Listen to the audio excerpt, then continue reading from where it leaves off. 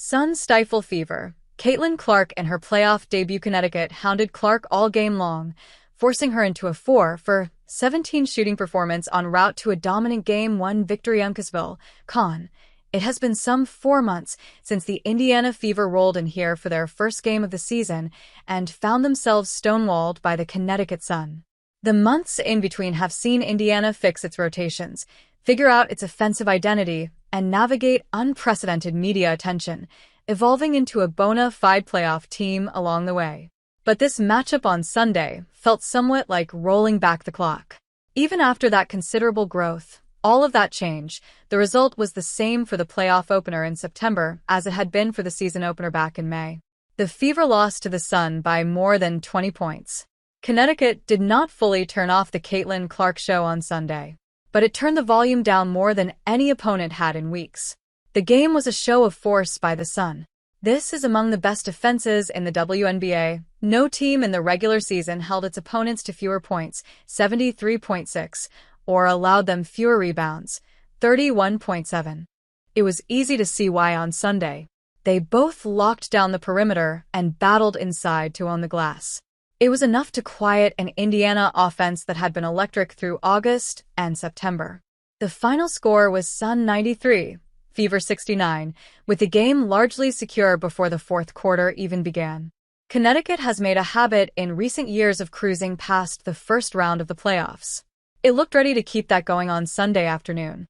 "I've been waiting all season for the playoffs," said Sun forward Alyssa Thomas, who finished with 12 points, 13 assists, and 10 rebounds, her fourth career postseason triple-double. "This is what we're playing for. This is just the beginning for us. Game 1 and we were ready to go. We're all hungry."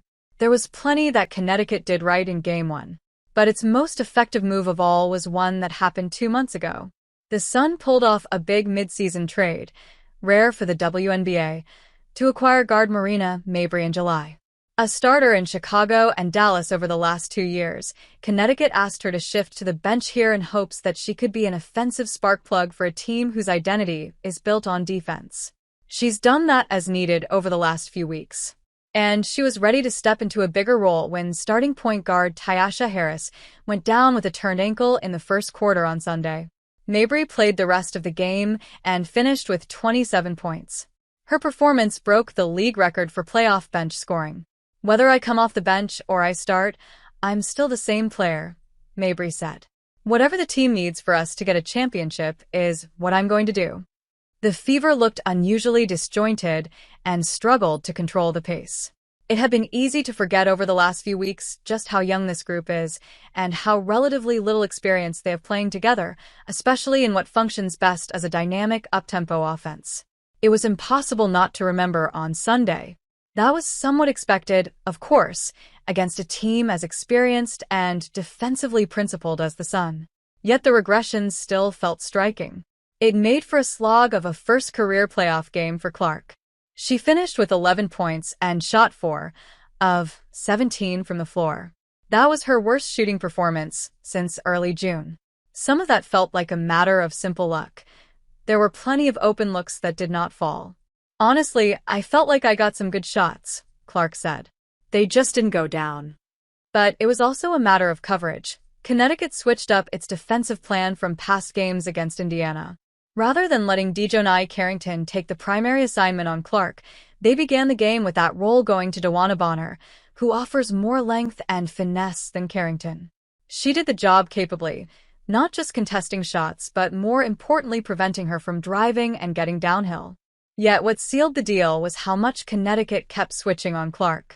The coverage on her started with Bonner, but there was work for Carrington, too, and for almost every other player on the floor. Clark never had a chance to get comfortable with one defender or find a rhythm. "It was about having length," Coach Stephanie White said.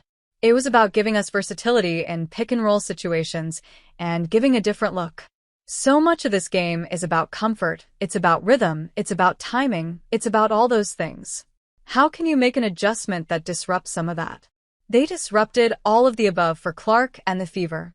There are now 3 days for them to figure out a response before a do-or-die Game 2 on Wednesday. And the Sun will be working on a new way to stop Clark. They know they cannot rely on the same plan working twice. She's a great player, Bonner said of Clark.